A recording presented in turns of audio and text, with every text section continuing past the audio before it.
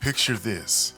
A father calls his girlfriend on a summer evening in 2020, says he's coming home, and vanishes forever. The whispers start. He was fed to hogs, put through a wood chipper. This isn't a horror movie. This is Waverly, Ohio, a former sundown town.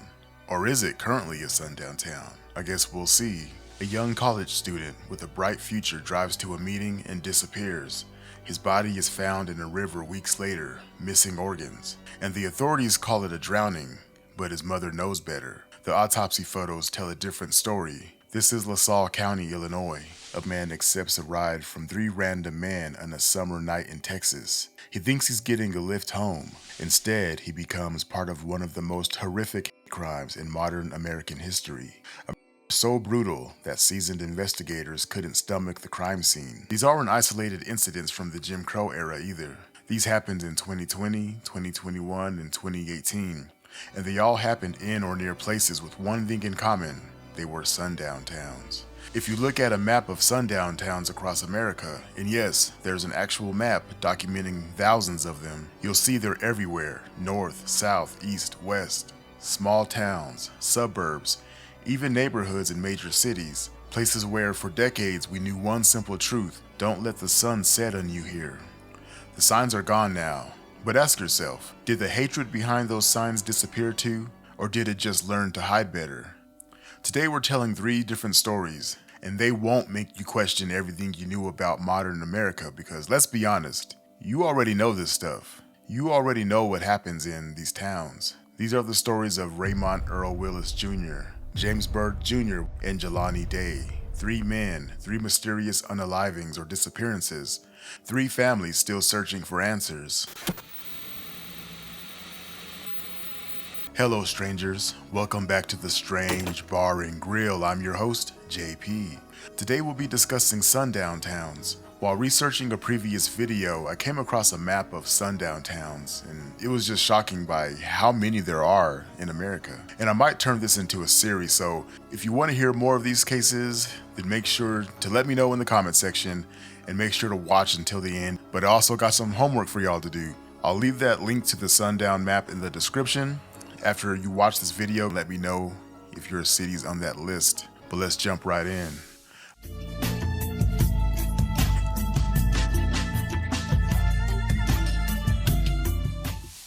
He was fed to hogs. He was fed to hogs. That's what people whisper in Waverly, Ohio. That's the rumor that spreads through Facebook groups and local gossip. That's what a town said when a man disappeared and nobody wanted to talk about it. Raymont Earl Willis Jr., everyone called him Frog, was 42 years old. A father, a grandfather, the kind of man who checked in with his family constantly. On July 5th of 2020, he called his girlfriend around evening time. Said he was heading home to their place on Johnson Hill Road. "I'll see you soon," he said. She never saw him again. Waverly, Ohio. Population about 4,400 people. Here's what the history books will tell you about Waverly if you dig deep enough. Waverly was a sundown town, one of hundreds across Ohio where folks knew not to be after dark. The kind of place where that history gets buried but never really dies. When Frog didn't come home that night, his girlfriend waited. Maybe he stopped somewhere. Maybe his phone died, but one day turned into two into three. By the time she reported him missing 6 days later on July 11th, everyone who knew Frog knew something was terribly wrong. Now, what I don't understand is why she waited 6 days. Maybe he stayed out for days on end and that was just the norm for him. But if someone tells me they're on their way and they don't show up, I'm not waiting close to a week to say something. But again, I don't know their personal situation. Maybe that was common for him to kind of be absent for days on end. I don't know. But from everything I can find, Frog wasn't the type to disappear. This was a man who lived for his kids and grandkids, the type who'd drive across town just to check on them. So when he went silent, his family knew someone made him disappear. But then things got even stranger. The cops had a suspect, Luke Farmer. They wanted to question him, but here's where this story takes a turn into the darkness. On July 7th, 3:11 a.m., less than 48 hours after Frog disappeared, Luke Farmer is pronounced deceased in a house in Pike County. Overdose. His friends tried to save him, hit him with Narcan, performed CPR, but Luke passed with a cocktail of meth, fentanyl, and designer opioids in his system. Convenient, right?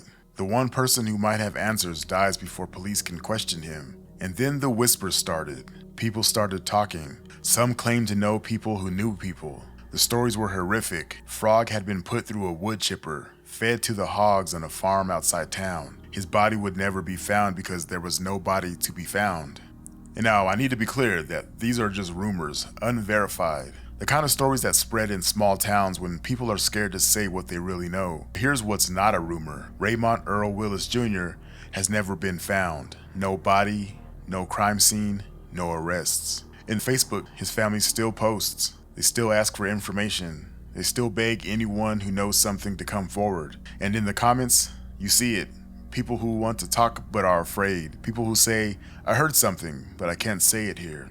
People who private message the family with tips that lead nowhere. People believe the whole town knows what happened. They think it's one of those small town secrets everyone keeps because everyone's related to someone involved. Others think there's a drug connection. Luke Farmer's OD points to Frog stumbling onto something maybe he shouldn't have seen. Maybe something illegal he was involved in, possibly.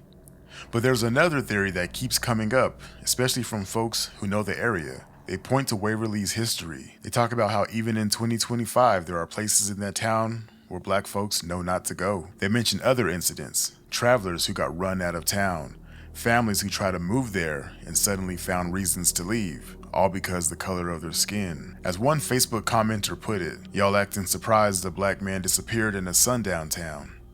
My grandma told me never to stop in Waverly, and that was 40 years ago. Some things don't change. Today, if you drive through Waverly, you won't see any signs warning people to leave by sunset. But Frog's family will tell you those signs don't need to be posted anymore. The message is still clear. It's written in the silence that greets their questions. It's coded in the way people change the subject when they bring up his name. It's evident in how a man can vanish in a small town where everybody knows everybody's business. And somehow nobody saw anything. But what do you think? Do you think the two cases are tied together? Or is it a coincidence? What do you think about the girlfriend waiting 6 days? What do you think about the lack of an investigation by the police?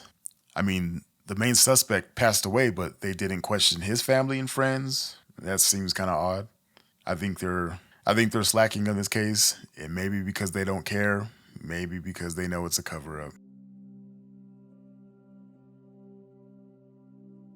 August 24th, 2021, Jelani Day, a 25-year-old graduate student at Illinois State University, tells his family he's going to class. He's studying speech pathology, working towards his master's degree.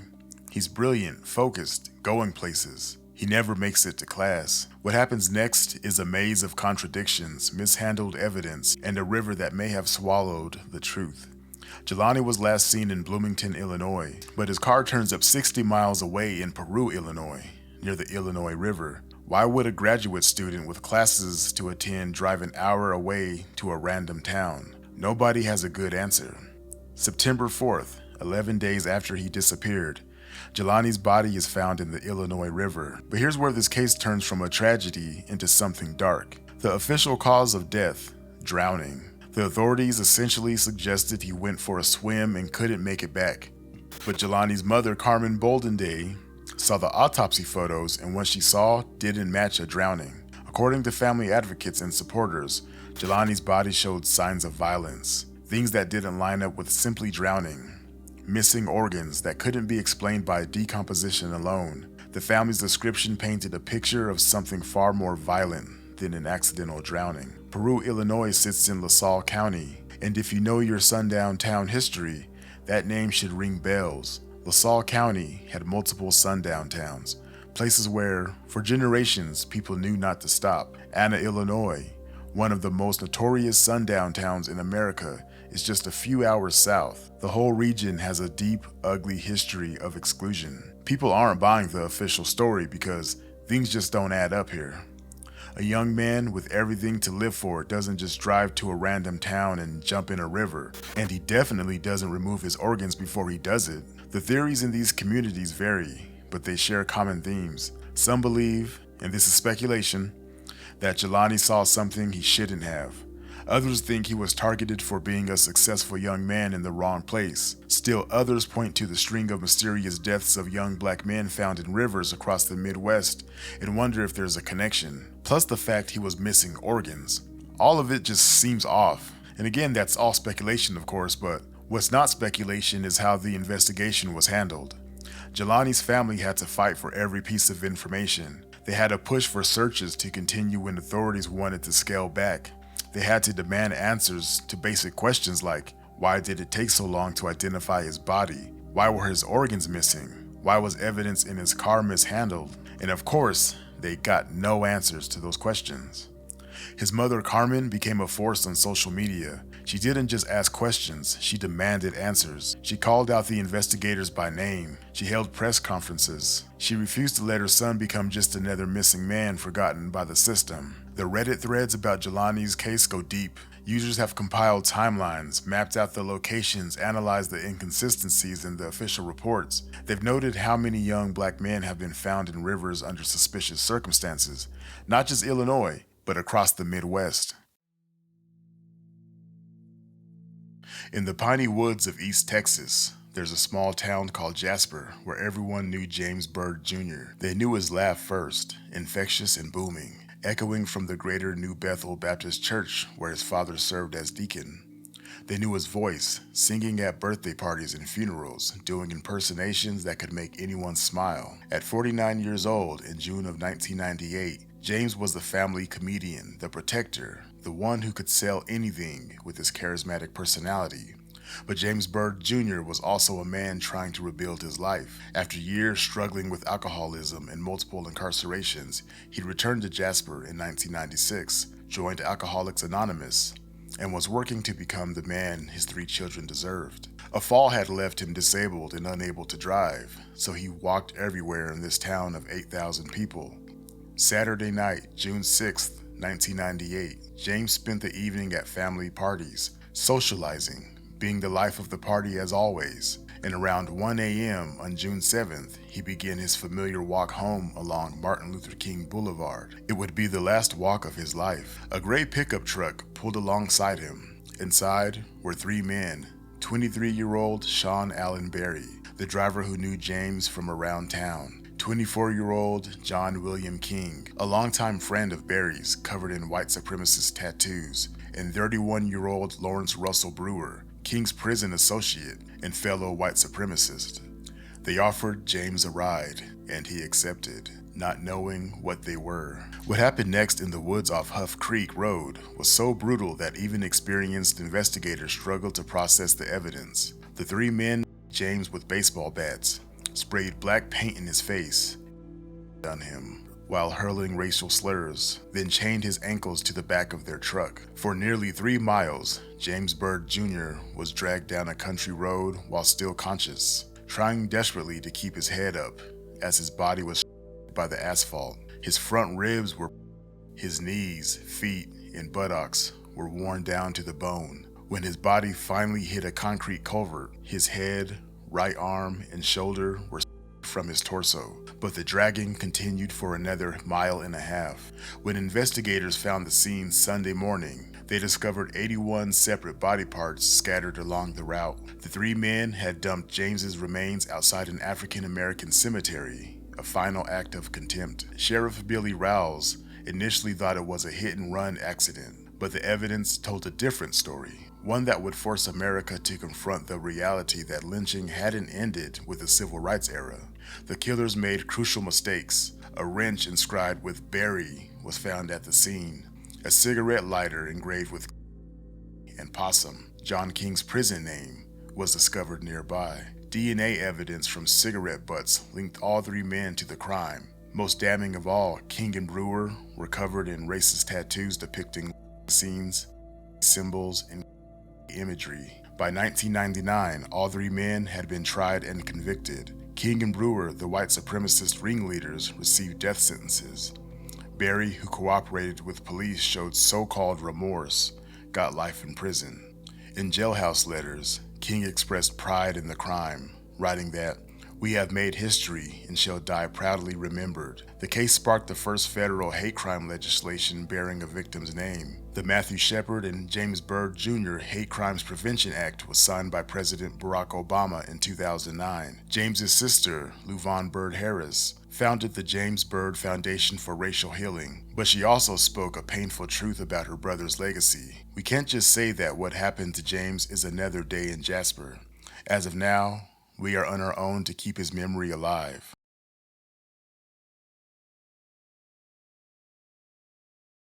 The pattern is always the same. Young black man disappears, found in water, ruled accidental drowning or suicide, family pushes back, investigation goes nowhere, media moves on. But how many times does this have to happen before we admit something's wrong? 3 men, 3 different states, 3 families destroyed, and underneath it all, the shadow of sundown towns. Places where racial violence was once policy and might still be practiced. Why are so many young men being found hanging in public spaces immediately being ruled as self-inflicted? Why are so many young men being found in rivers and lakes immediately ruled accidental drownings? Why do these cases so often happen in or near areas with histories of racial exclusion? Why are the investigations so consistently inadequate? Now, could each of these cases have an innocent explanation? Of course it's possible, but when families across America are all asking the same questions, all facing the same walls of silence, all being told their loved ones just happen to die in ways that echo historical racial violence, at what point do we stop calling it all a coincidence? Sundown towns didn't disappear, they evolved. The signs came down, but the sentiment went underground. The official policies ended, but the unofficial ones continued. The violent enforcement became less overt, but it didn't stop. When you look at that map of sundown towns, thousands of them spread across America like a virus. You have to ask yourself, where did all those people go? The ones who put up those signs, who enforced those borders, who committed that violence, did they just wake up one day and decide to love their neighbors? Judging by my comment section recently, hell no they didn't. Alright, that's going to be it for today. Let me know what you guys think of this one in the comment section. And remember, I gave you guys some homework, so go look at that sundown town map. Is your city on it? Are you close to one of those cities? Let me know in the comment section.